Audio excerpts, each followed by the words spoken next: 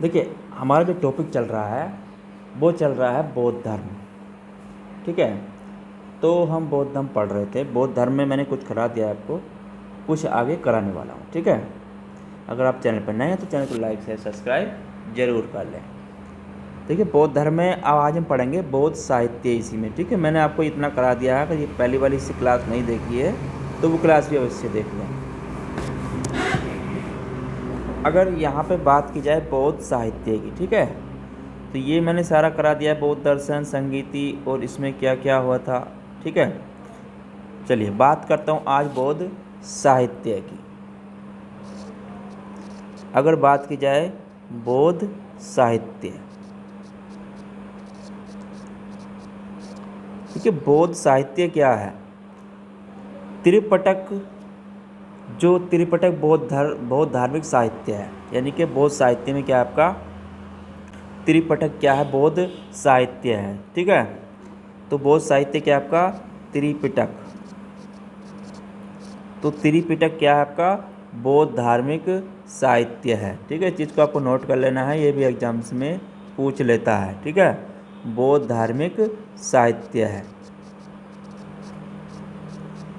तो बौद्ध धार्मिक साहित्य क्या आपका? त्रिपिटक।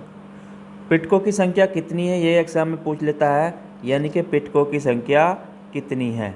ठीक है, अगर बात करूं पिटकों की संख्या, तो पिटकों की संख्या कितनी है आपकी? 3 है। ठीक है, कौन कौन सी है? देखिए, एक चीज़ और बताऊं आपको, जो त्रिपिटक जो है हमारे कौन सी भाषा में है? ये पाली भाषा में है। ठीक है, इस चीज़ को भी नोट कर लें, ये भी एग्जाम से पूछ लेता है, ये पाली भाषा में है। ठीक है, तो 3 पिटक है, कौन कौन से हैं? पहले आता है आपका पिटक 3 निकायों में है। ठीक है, पिटक जो है हमारा 3 निकायों में है। पिटक 3 निकायों में है। अब कौन कौन से निकाय हैं उनके बारे में भी जान लेते हैं। देखिए, पहला है इसमें आपका, ये है विनय पिटक। ठीक है, विनय पिटक। दूसरा है इसमें आपका सुत्त पिटक। दूसरा क्या आपका? सुत्त पिटक। तीसरा है इसमें आपका अभिधम पिटक। ठीक है, तीसरा क्या है आपका? अभिधम पिटक। तो 3 उसमें विभाजित है ये। ठीक है, देखिए अब बात करते हैं विनय पिटक की। अगर मैं यहाँ पे बात करूँ पहले विनय पिटक, विनय पिटक क्या है? अगर बात करूँ विनय पिटक जो है आपका, इसके लेखक की बात करूँ, देखिए पहले अगर लेखक की बात की जाए तो इसके लेखक हैं आपके उपाली। विनय पिटक के लेखक कौन है आपके? उपाली। ठीक है, इसमें क्या था? इसमें संघ में रहने वाले बौद्ध भिक्षुओं के लिए बनाए गए नियमों का संकलन है। ठीक है, इसमें क्या है? संघ में रहने वाले बौद्ध भिक्षुओं के लिए बनाए गए नियमों का संकलन है। ठीक है, तो ये एग्जाम्स में पूछ लेता है, इस चीज़ को भी आपको नोट कर लेना है। ठीक है, बौद्ध भिक्षुओं के लिए बनाए गए नियमों का संकलन है।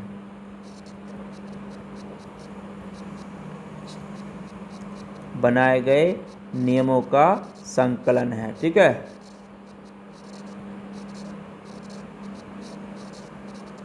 तो ये एग्जाम से पूछ लेता है, इसको भी नोट कर लें। उसके बाद आता है आपका सुत्त पिटक।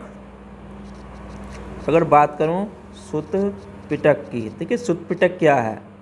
सुत्त पिटक जो है आपका, इसके अगर लेखक की बात करूं, इसके रचयिता जो हैं, अगर रचयिता की बात की जाए तो वो हैं आपके आनंद।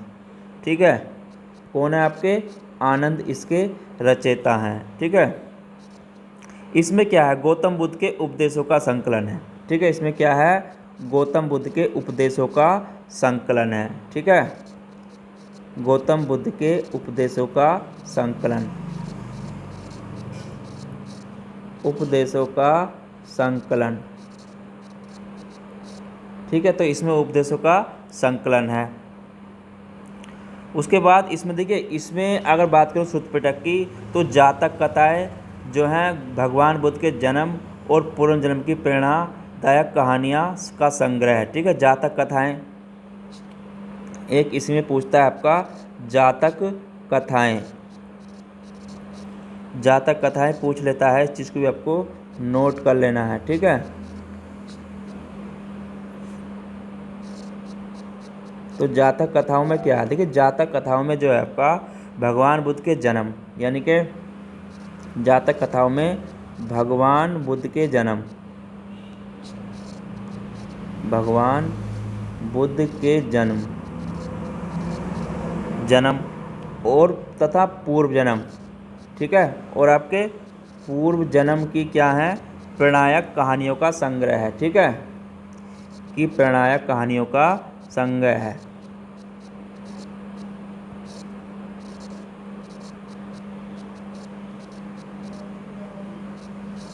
कहानियों का संग्रह है,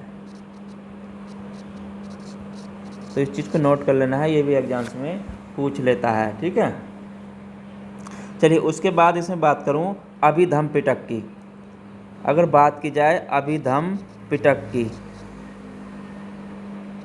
अभिधम पिटक,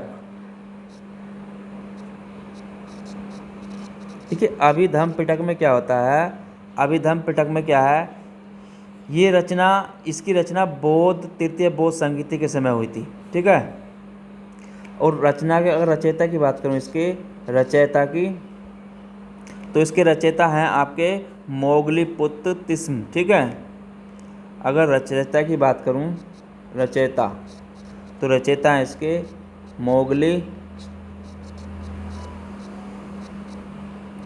मोगलीपुत्र तिस्म, तो इसके ये रचयिता हैं। ठीक है, इस चीज़ को आपको नोट कर लेना है, ये भी एग्जाम्स में पूछ लेता है।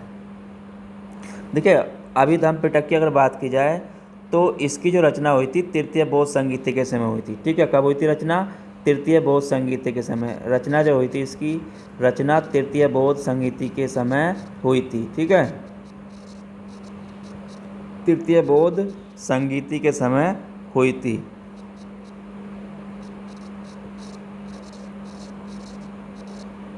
इस समय इसकी रचना हुई थी। और इसमें जो पूछता है आपका, वो पूछता है इसमें क्या, देखिए इसमें गौतम बुद्ध के दार्शनिक सिद्धांतों से संबंधित इस पिटक में 7 ग्रंथ शामिल हैं। ठीक है, इसमें क्या है, गौतम बुद्ध के दार्शनिक सिद्धांतों, ठीक है, दार्शनिक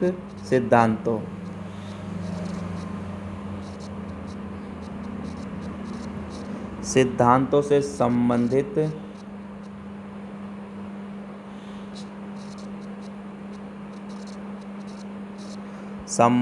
इस पिटक में क्या है, 7 ग्रंथ है। ठीक है,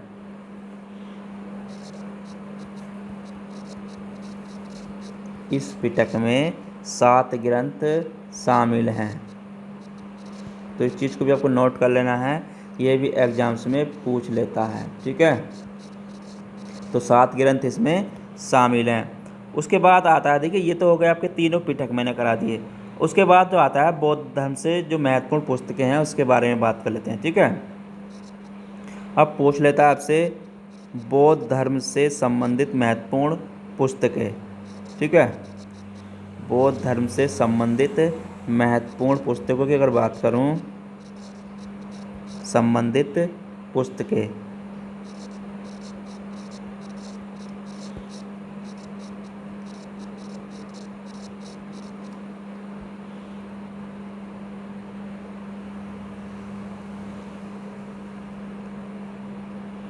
ललित विस्तार।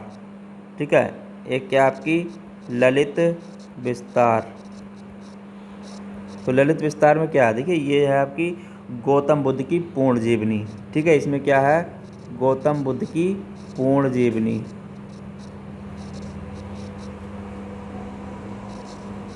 गौतम बुद्ध की पूर्ण जीवनी, तो गौतम बुद्ध की इसमें क्या है, पूर्ण जीवनी है। दूसरी है आपकी दीपवंश,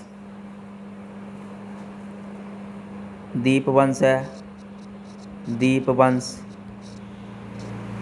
दीपवंश है आपकी, महावंश है, दीपवंश है, महावंश है, महावंश है और आपकी कुलवंश है। ये जो पुस्तकें हैं देखिए, दीपवंश, महावंश, कुलवंश श्रीलंका में रचित पुस्तकें हैं। ये जो हैं आपकी श्रीलंका में रचित पुस्तकें हैं। ठीक है, तो इस चीज़ को भी आपको नोट कर लेना है, ये भी एग्जाम्स में पूछ लेता है। ठीक है, श्रीलंका में रचित पुस्तकें, तो ये पूछ लेता है, इस चीज़ को भी आपको नोट कर लेना है। चलिए, उसके बाद इसमें आता है आपका जो आता है आपका महायान। देखिए, महायान का मतलब क्या था आपका? उत्कृष्ट मार्ग। ठीक है, जो इस पर पूछता है आपका महायान, महायान क्या है? महायान, तो महायान का मतलब है आपका उत्कृष्ट मार्ग। ठीक है, इसका मतलब क्या आपका? उत्कृष्ट मार्ग। उत्कृष्ट मार्ग मतलब महायान के अनुयायी जो थे भगवान बुद्ध को एक देवता का स्थान देकर मूर्ति बनाकर पूजा करते थे। ठीक है, इसमें क्या था? महायान के अनुयायी, ठीक है, अनुयायी क्या करते थे? भगवान बुद्ध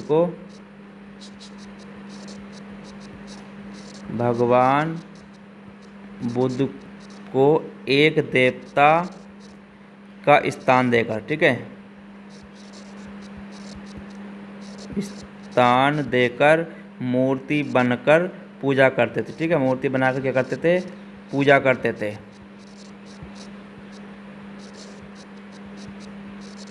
तो ये एग्जाम्स में पूछ लेता है, इस चीज़ को आपको नोट कर लेना है। ठीक है, देखिए, भारत में सर्वप्रथम मूर्ति पूजा का प्रारंभ करते थे। ठीक है, भारत में सर्वप्रथम मूर्ति पूजा का प्रारंभ, ठीक है, भारत में सर्वप्रथम मूर्ति पूजा का प्रारंभ।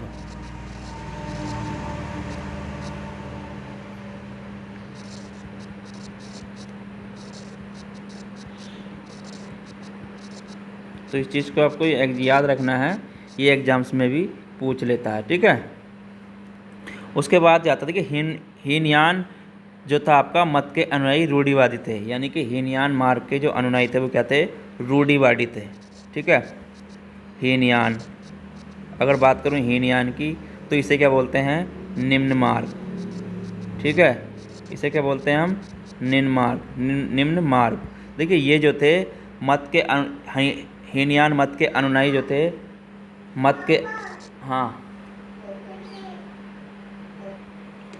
तो निम्नयान जो मत के अनुयायी थे, ये क्या करते थे? ये रूढ़िवादी थे। ठीक है, मत के अनुयायी क्या थे? रूढ़िवादी अनुयायी थे। ठीक है, जो अनुयायी थे ये रूढ़िवादी थे। ठीक है, रूढ़िवादी थे। कौन? आपके हीनयान मार्ग के अनुयायी। ठीक है, देखिए, इसमें एक आता है आपका बौद्ध साहित्य। थोरी गाथा ये क्या है? एक बौद्ध साहित्य है। ठीक है, थेरी गाथा जो है आपकी थेरी गाथा जो है आपकी क्या है? बौद्ध साहित्य है एक। ठीक है, ये भी क्या आपकी बौद्ध साहित्य है। ठीक है, थेरी गाथा क्या आपकी बौद्ध साहित्य है। इस बौद्ध साहित्य में जो है, अगर इसकी बात करूं, इस बौद्ध साहित्य में 32 बौद्ध कवित्रियों की कविताएं संकलित हैं। ठीक है, इसमें क्या है? इस बौद्ध साहित्य में 32 बौद्ध, ठीक है, 32 बौद्ध कवित्रियों की कविताएं संकलित हैं। ठीक है, तो ये भी पूछ लेता है, ये एग्जाम्स में आपको याद रखना है, कवित्रियों की कविताएं संकलित हैं। ठीक है,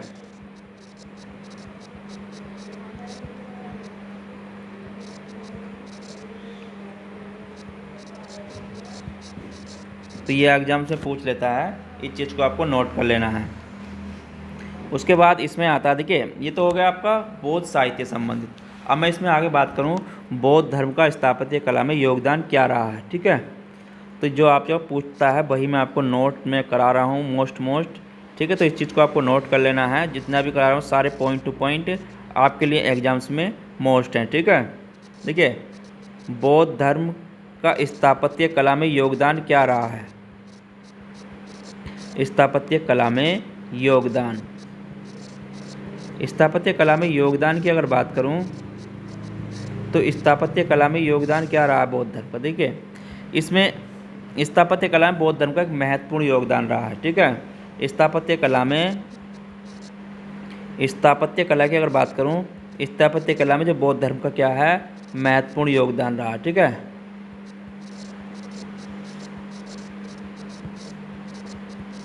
तो महत्वपूर्ण योगदान क्या रहा। देखिए इसमें स्तूप की बात करूं, स्तूप क्या थे। अगर इसमें स्तूप की बात की जाए, देखिए स्तूप अर्ध गुंबदाकार भवन है। ठीक है, स्तूप क्या आपके अर्ध गुंबदाकार भवन है। ठीक है, इसमें स्तूप क्या थे अर्ध गुंबदाकार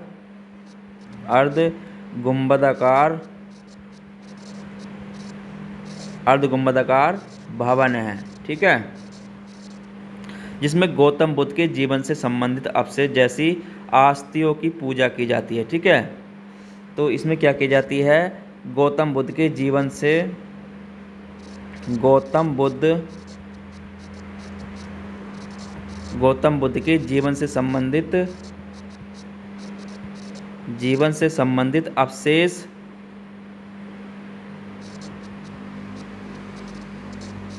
संबंधित अवशेष जैसे अस्थियों की पूजा की जाती है। ठीक है, तो इस चीज़ को आपको नोट कर लेना है, ये भी एग्जाम्स में आपका पूछ लेता है। ठीक है, तो सारा मोस्ट है। देखिए जितना भी करा रहा हूँ आपके लिए सारे पॉइंट मोस्ट करा रहा हूँ, इसमें ज़्यादा आपका थ्योरी आपको मैं ज़्यादा इसमें नहीं करा रहा हूँ। ठीक है,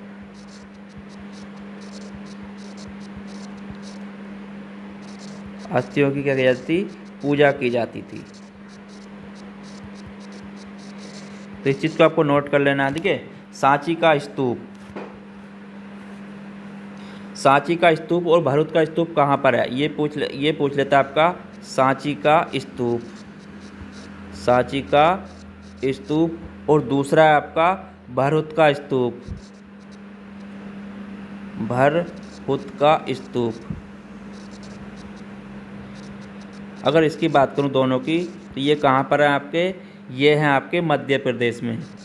ठीक है, कहाँ पर आपके मध्य प्रदेश में स्थित है। ठीक है, ये क्या है प्रसिद्ध स्तूप हैं। ये जो स्तूप हैं आपके प्रसिद्ध स्तूप हैं। ठीक है, तो इस चीज़ को भी नोट कर लेना है, ये एग्जाम से पूछ लेता है। सांची का स्तूप कहाँ आपका मध्य प्रदेश में और भरूच का स्तूप भी कहाँ आपका मध्य प्रदेश में। ठीक है, देखिए इनकी जो स्थापना हुई थी अगर इसकी बात करूं तो मौर्य शासक अशोक के शासनकाल में हुई थी। ठीक है, जो मौर्य इनकी स्थापना की अगर बात करूं, अगर स्थापना की इनकी बात की जाए तो स्थापना हुई थी इनकी मौर्य शासक में। ठीक है, मौर्य शासक अशोक के शासनकाल में। ठीक है, अशोक के शासनकाल में। तो इस चीज़ को नोट कर लेना है, ये भी एग्जाम्स में पूछ लेता है। ठीक है, देखिए सांची का जो स्तूप है आपका महात्मा बुद्ध की घटना से संबंधित नहीं है। ठीक है, ये जो है आपका सांची का स्तूप महात्मा बुद्ध की किसी घटना से संबंधित नहीं है। ठीक है, ये जो स्तूप है आपका इसको नोट कर लेना है, ये स्तूप जो है आपका महात्मा बुद्ध की किसी घटना से संबंधित नहीं है। ठीक है,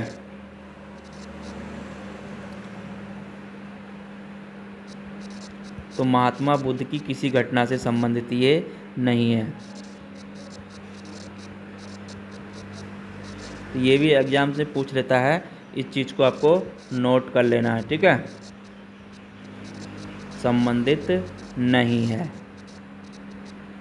चलिए आगे बात करता हूँ मैं, सांची और भरूच के स्तूपों की खोज किसने करी थी। देखिए इनकी बात करूँ तो इन दोनों स्तूपों की खोज किसने करी थी।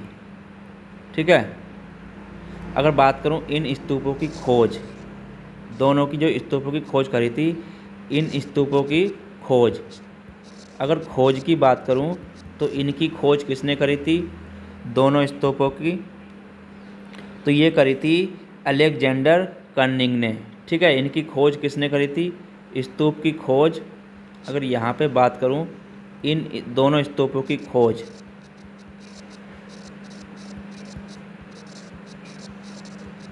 तो किसने करी थी? आपकी अलेक्जेंडर कर्निंग ने। ठीक है, किसने करी थी? आपकी अलेक्जेंडर कर्निंग ने इनकी खोज करी थी।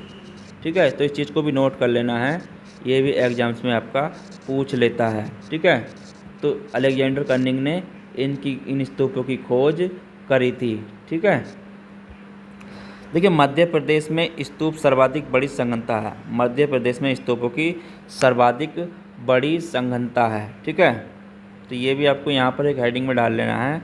मध्य प्रदेश में क्या है आपका? मध्य प्रदेश में जो स्तूपों की सर्वाधिक बड़ी संघनता है। ठीक है,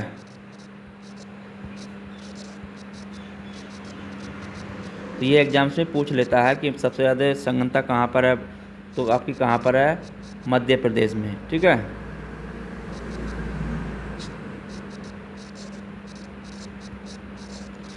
चलिए उसके बाद देखिए विश्व का सबसे ऊंचा स्तूप जो है आपका, अगर बात करूं जो विश्व शांति स्तूप, ठीक है, ये क्या है आपका? जो बिहार में है, राजगीर बिहार में विश्व शांति स्तूप। ठीक है, देखिए अगर बात करूं विश्व शांति स्तूप की, तो ये क्या है? ये स्तूप जो है आपका कहाँ पर है? राजगीर बिहार में। ठीक है, कहाँ पर है आपका? राजगीर बिहार में। तो राजगीर बिहार में है। ये जो है आपका विश्व का सबसे ऊंचा स्तूप है। ये क्या आपका? विश्व का सबसे ऊंचा स्तूप। ठीक है, विश्व का सबसे ऊंचा स्तूप तो पूछ लेता है, इसको भी आपको नोट कर लेना है। विश्व का सबसे ऊंचा स्तूप कौन सा? आपका शांति स्तूप। कहाँ पर है? राजगीर बिहार में। ठीक है, चलिए उसके बाद आगे बात करते हैं। इसमें देखिए स्तूपों के भीतर एक छोटा सा डिब्बा रखा रहता है। सभी स्तूपों के अंदर क्या है? एक छोटा सा डिब्बा रहता है। इन डिब्बों में महात्मा बुद्ध या अनुयायियों के शरीर के अवशेष, हड्डी, दांत, उनके द्वारा प्रयुक्त कोई चीज़ या कोई कीमती पत्थर रखा रहता है। इसे धातु मंजसा कहते हैं। ठीक है, तो इसमें पूछता है आपका धातु मंजसा किसे कहते हैं? ठीक है, तो धातु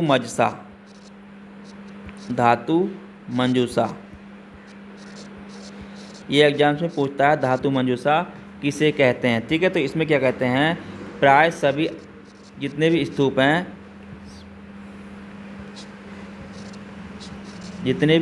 आपके, प्राय सभी स्तूपों के अंदर, तो धातु मंजूषा क्या होता है? देखिए प्राय सभी स्तूपों के अंदर जो थे एक छोटा सा डिब्बा रखा रहता है। ठीक है, स्तूपों के भीतर क्या रखा रहता है? स्तूपों के भीतर एक छोटा सा डिब्बा होता है। ठीक है, क्या होता है? एक छोटा सा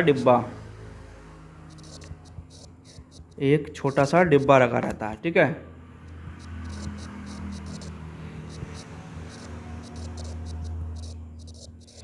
तो डिब्बा रखा रहता है। इस डिब्बे में क्या होता है?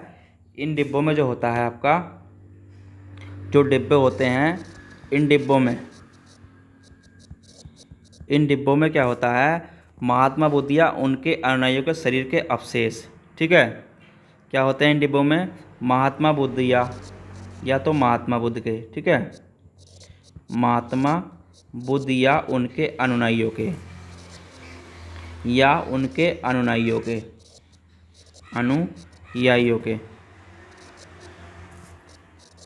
अनुयायियों के शरीर के अवशेष। ठीक है, क्या हैं? अनुयायियों के शरीर के अवशेष, शरीर के अवशेष में क्या क्या होता है? देखिए इसमें दांत, हड्डी, दांत या राख। ठीक है, क्या होती है आपकी? या तो हड्डी होती थी इसमें। ठीक है, हड्डी, दांत या राख, इनके द्वारा जो प्रयुक्त कोई भी चीज़ थी, कीमती पत्थर रखे रहते थे। ठीक है, या उनके द्वारा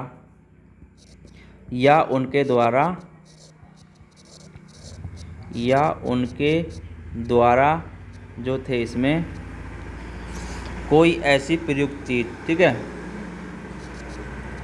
प्रयुक्त कोई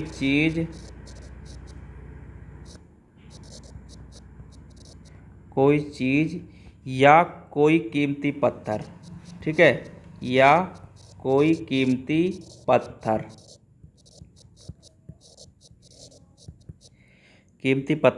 रखे रहते थे, ठीक है। तो इस चीज़ को आपको नोट कर लेना है, ये पूछ लेता है एग्जाम्स में, ठीक है। चलिए उससे इसमें आगे जो बचा है आपका, देखिए अगर इसमें बात करूं, आगे जो बचा है, अशोक के शासनकाल में महास्तूप का निर्माण ईंटों की सहायता से हुआ था, यानी कि महास्तूप का निर्माण, अगर यहाँ पे बात करूं, महास्तूप का निर्माण, जो इसका निर्माण हुआ था वो आपका अशोक के शासनकाल में। कब हुआ था? अशोक के शासनकाल में, ठीक है। अशोक के शासनकाल में महास्तूप का निर्माण हुआ था, ठीक है। ये क्या था? देखिए इसका निर्माण ईंटों की सहायता से हुआ था, ठीक है। इसका निर्माण कैसे हुआ था? ईंटों की सहायता से, ठीक है। निर्माण की बात करूं, जो निर्माण हुआ था इसका ईंटों की सहायता से, ठीक है, ईंटों की सहायता से, ईंटों की सहायता से इसका निर्माण हुआ, ठीक है। जिसके चारों ओर काष्ठ की वेदिका बनी है, ठीक है। जिसके चारों ओर क्या है?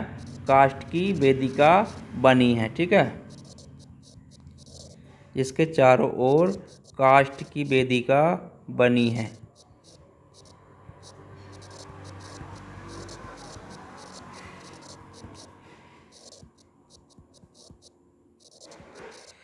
ठीक है, तो इस चीज़ को आपको नोट कर लेना है, ये एग्जाम्स में पूछ लेता है। उसके बाद इसमें आता है, देखिए बिहार। तो बिहार कहते किसे थे? ये आता है आपका बिहार। तो बिहार इसमें किसे कहते हैं बौद्ध धर्म में? देखिए बौद्ध भिक्षुओं के निवास के स्थान। बिहार क्या थे आपके? बौद्ध भिक्षुओं के निवास के स्थान, ठीक है। बिहार क्या थे आपके? बौद्ध भिक्षुओं के निवास के स्थान, बौद्ध भिक्षुओं के निवास के स्थान, निवास के स्थान। तो क्या कहलाते थे आपके? बिहार कहलाते थे, ठीक है। देखिए इनका जो निर्माण होता था चट्टानों को काट कर किया जाता था, ठीक है। अगर इनके निर्माण की बात करूं, इनका जो निर्माण होता था चट्टानों को काट कर, ठीक है। काय को होता था आपका? चट्टानों को काट कर, चट्टानों को काटकर इनका निर्माण किया जाता था, ठीक है। तो ये भी आपको नोट कर लेना है। अजंता और एलोरा की गुफाएं जो हैं इनका उदाहरण है, ठीक है। अजंता और एलोरा की गुफा, अजंता और आपकी एलोरा की गुफा, अजंता और आपकी एलोरा की गुफा जो है इनका उदाहरण है, ठीक है।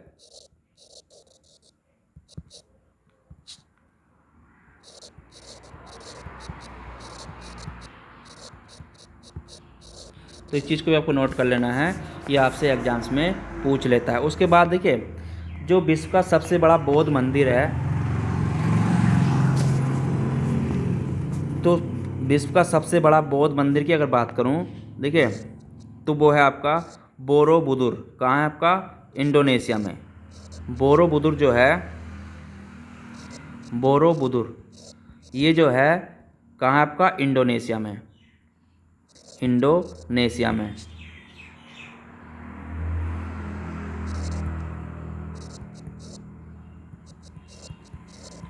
तो इंडोनेशिया में है।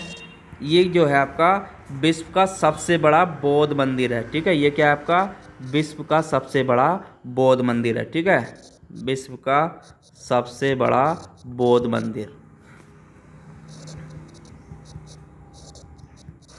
विश्व का सबसे बड़ा बौद्ध मंदिर है, ठीक है। तो ये भी आपका पूछ लेता है इस चीज़। बोरोबुदुर इंडोनेशिया में है, विश्व का सबसे बड़ा मंदिर है, ठीक है। तो ये पूछ लेता है। और आज का जो टॉपिक में हमारा जो बौद्ध धर्म का था सारा यहीं पर समाप्त होता है। जितने भी क्वेश्चन हैं देखिए सारे मैंने आपको पॉइंट टू पॉइंट करा दिए हैं, इसमें आपके सारे कवर इसमें क्वेश्चन हो जाएंगे, ठीक है। इसी टॉपिक में आपके सारे क्वेश्चन कवर हो जाएंगे। जो मैंने आपको करा दिए हैं। अगर आप चैनल पर नए हैं तो चैनल को लाइक शेयर सब्सक्राइब जरूर करें। धन्यवाद।